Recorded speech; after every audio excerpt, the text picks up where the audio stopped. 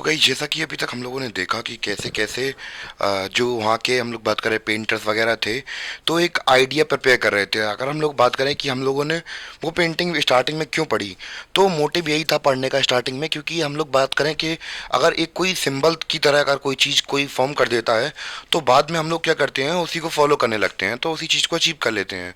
तो as a symbol के तौर पर हमने वो पेंटिंग बता दी कि हाँ, ऐसे ऐसे चीज़ें स्टार्ट हुई थी वहाँ पे और ऐसे ऐसे चीज़ें वर्क की। ठीक है, तो बाद में धीमे धीमे वहाँ पे फैलने लगी चीज़ें। और अब हम लोग बात करने वाले हैं कि यहाँ पे केवल और केवल पेंटिंग्स नहीं थी, कुछ ऐसे वगैरह भी लिखे गए थे।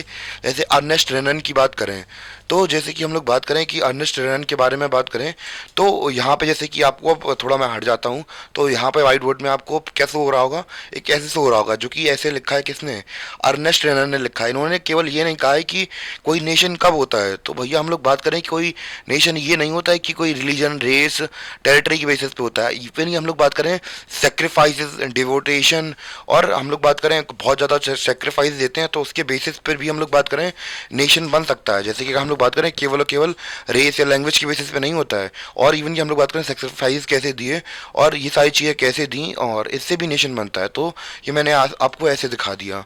और हम लोग बात करें कि ये जो अब हम लोग बात करने वाले हैं हमारे टॉपिक्स के बारे में कि हम लोग क्या क्या इस चैप्टर के अंदर पढ़ने वाले हैं। ठीक है, तो हम लोग बात करें कि सबसे पहले हमारा टॉपिक क्या रहने वाला है, यानी कि हम लोग इस चैप्टर को कॉन्कर कैसे करेंगे, या फिर हम लोग बात करें ख़त्म कैसे करेंगे। सबसे पहला हमारा टॉपिक होने वाला है French revolution and the idea of nation. तो सबसे पहले हम लोग फ्रेंच रेवोल्यूशन के बारे में बात करेंगे। तो जैसे कि हमें पता है कि अब पर्टिकुलरली हम लोग यूरोप में नेशनलिज्म की बात कर रहे हैं, पर जो यूएसए है वो यूरोप में नहीं पड़ता, आपको पता हो नॉर्थ अमेरिका में पड़ता है वो। ठीक है, तो अब जब वो यहाँ पे नहीं पढ़ता है, तो उसी से मोटिवेट होकर हम लोग बात करें कि पहली बार जी एक आइडियल स्टेट क्या बन गया था, यूएसए बन गया था। पर अगर हम लोग बात करें कि उधर पे यूरोप के अंदर कौन पहली बार हम लोग बात करें कि नेशनलिज्म को अपनाया था, तो वो था हमारा फ्रेंच रेवोल्यूशन के बाद कौन था, फ्रेंच रेवोल्यूशन के बाद वो हमारे निकल के आए कौन, फ्रेंच रेवोल्यूशन के बाद निकल के हमारा फ्रांस जो था वो पहला ऐसा नेशन बना जिसमें क्या है हम लोग बात करें नेशनलिज्म की भावना जगी।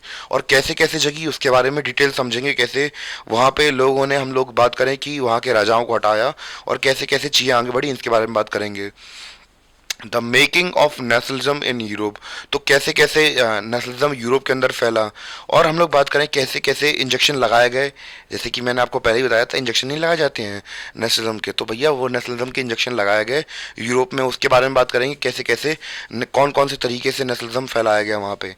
और हम लोग बात करें कि फिर इसके बाद बात करेंगे, अब जब हम लोग बात करें नेशनलिज्म बन ही रहा था, तो अब भैया वहाँ पे एरिस्टोक्रेसी और नई मिडिल क्लास एज इमर्ज करके आई। और जब इमर्ज करके आएगी, अब पहले क्या होता था, अमीर और बहुत ज़्यादा गरीब लोग होते थे, अब बीच वाली क्लास निकल के आई जो कि रेवोल्यूशन करेंगे। अब जब रेवोल्यूशन करेंगे, तो अब हम लोग बात करें कि अब यहाँ पे लिबरल नेशनलिज्म के बारे में बात करेंगे हम लोग। ठीक है, फिर जब हम लोग बात करें जब ये लोग रेवोल्यूशन करने लगेंगे, और फिर हम लोग बात करें अब उनके विरोध में, अब हम लोग बात करें जब नई क्लास इमर्ज होकर आएगी तो उनकी नई आइडियोलॉजी होगी, तो नई आइडियोलॉजी होगी तो उनको अपोज करने के लिए कंजर्वेटिव, यानी हम लोग बात करें कंजर्वेटिज्म के बारे में बात करेंगे हम आफ्टर 1815। यानी कि कंजर्वेटिज्म क्या होता है कि कंजर्वेटिव जो चीज़ें पहले से चली आ रही हैं उन्हीं चीज़ों को मानना, वही चीज़ अच्छी होती हैं, ये चीज़ों को मानना कंजर्वेटिज्म कहलाता है। तो अब वो लोग, अब नई पीढ़ी वाले आ रहे थे, अब उनका विरोध कौन कर रहा था, कंजर्वेटिव, जो कंजर्वेटिव थे वो उनका विरोध कर रहे थे। अब जब जब दोनों आपस में टकराएंगे तो क्या होगा, रेवोल्यूशनरीज निकल के आएंगे, मतलब रेवोल्यूशन होंगे वहाँ पे बहुत ज़्यादा। ठीक है, फिर इसके बाद हम लोग देखेंगे द एज ऑफ रेवोल्यूशन, तो कैसे कैसे रेवोल्यूशन अगर करेंगे उसके बारे में बात करेंगे। तो यहाँ तक हम लोगों ने 1830 तक के बारे में पढ़ लेंगे, और 1830 से लेकर 1848 तक हम लोग यहाँ से पढ़ेंगे। फिर जैसे कि हम लोग बात करें romantic imagination of national feeling, तो भैया अब रोमांटिक जो लोग आप लोग सोच रहे हैं वो रोमांटिक नहीं है, दूसरा रोमांटिक सीन चल रहा है यहाँ पर। ठीक है, हंगर हार्डशिप और पॉपुलर रिवोल्ट वगैरह के बारे में बात करेंगे, कौन कौन से रिवोल्ट वगैरह वहाँ पे हो रहे थे। ठीक है, तो उसके बाद हम लोग फिर उतरेंगे किसकी में, 1948 रेवोल्यूशन ऑफ लिबरल्स, उसके बारे में देखेंगे। फिर जो हम लोग बात करें जर्मनी और इटली कैसे यूनिफाइड होंगे, या फिर हम लोग बात करें कि इनके अंदर कैसे कैसे चीज़ें कर होंगी वो देखेंगे। और जैसी जर्मनी हम लोग बात करें ख़त्म होगी, मतलब जर्मनी और इटली के बारे में देखेंगे कैसे यूनिफिकेशन होगा। फिर जर्मनी हम लोग बात करें can the army be architect of nation, तो आर्मी की बेसिस पे हम लोग देखेंगे कैसे आर्मी हेल्प करेगी वहाँ पे। फिर इटली के बारे में बात करेंगे, इटली का केस पढ़ेंगे कि कैसे कैसे जो इटली थी वहाँ पे चीज़ें हुई और कैसे कैसे वहाँ पे यूनिफाइड हुआ। और फिर उसके बाद हम लोग देखेंगे स्ट्रेंज केस ऑफ ब्रिटेन, यानी कि ब्रिटेन के बारे में देखेंगे कि वहाँ वहाँ क्या क्या चीज़ें चल रही थी रेवोल्यूशन के बारे में।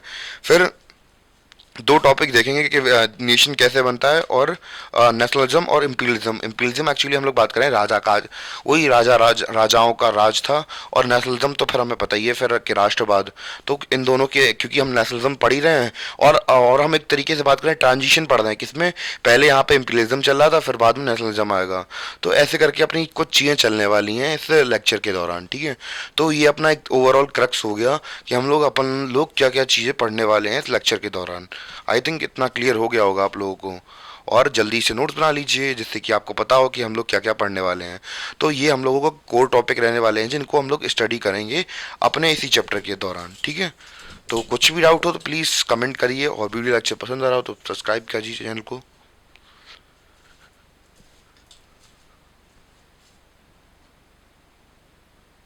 तो जैसे कि हम लोग बात कर ही चुके हैं कि जो फ्रेंच रेवोल्यूशन है वही हम लोग बात करें एक तरीके से इग्निशन वाला पॉइंट है, यानी कि हम लोग बात करें एक चिंगारी का काम किया जिसने कि पूरे यूरोप के अंदर नेशनलिज्म की भावना की। तो जैसा कि हमें पता है कि जो यूएसए है वो बहुत पहले ही आज़ाद हो चुका था और अपने आप को क्या कर चुका था, एक नेशन बना चुका था। और क्यों हो चुका था इसके बारे में बात जानना बहुत ज़रूरी है, क्योंकि भैया जैसे आपको पता है कि आपके दोस्त बहुत ज़्यादा ख़राब हैं और हम शब्द इस्तेमाल नहीं करने वाले हैं। वो ऐसे हैं कि आप पढ़ रहे होंगे तो क्या करेंगे महाराज कि आपको पकड़ के जबरदस्ती घसीट ले जाएंगे, भैया आओ चलो घूमने चलें खेलने चलें, कुछ भी बहाना करके ऐसे बहाना करके आपको ले जाएंगे। अगर यूएसए यूरोप में हुआ होता तो अड़ोसी पड़ोसी देश क्या कर लेते, उसे अपने बहकावे में ला के फिर से मुनाक बना देते। पर खुशकिस्मती से हम लोग बात करें कि यूएसए यूरोप का पार्ट नहीं था और नॉर्थ अमेरिका का पार्ट था, इसलिए हम लोग बात करें कि वहाँ पे डेमोक्रेसी सर्वाइव कर गई। और हम लोग बात करें कि वहाँ से देख के अब हम लोग बात करें क्रांति बढ़ी रही थी, तो हम लोग बात करें फ्रेंच के अंदर हम लोग बात करें चिंगारी पहली बार फूटी। अब फूटी तो कह दे फूटी, उसके बारे में बात कर लेते हैं टूटी फ्रूटी, ठीक है। तो सबसे पहले हम लोग बात करें first clear expression of nationalism हमें कहाँ देखने को मिला, फ्रेंच रेवोल्यूशन 1789। तो ये ईयर नोट कर लेना भैया, घोर के पी लो, 1789 क्या है, ईयर ऑफ फ्रेंच रेवोल्यूशन, ठीक है। तो फ्रेंच रेवोल्यूशन हुआ और कैसे हम लोग बात करें कि ये हुआ कि यहाँ पे हम लोग बात कर रहे थे कि the French revolution lead to the transfer of sovereignty, यानी कि हम लोग बात करें कि डिसीजन मेकिंग पावर किसके पास आ गई। तो हम लोग बात करें कि 1789 से पहले जो हम लोग बात करें पावर किसके पास थी, इससे पहले पावर थी किसके पास, हमारे मोनार्क्स के पास यानी कि किंग्स के पास।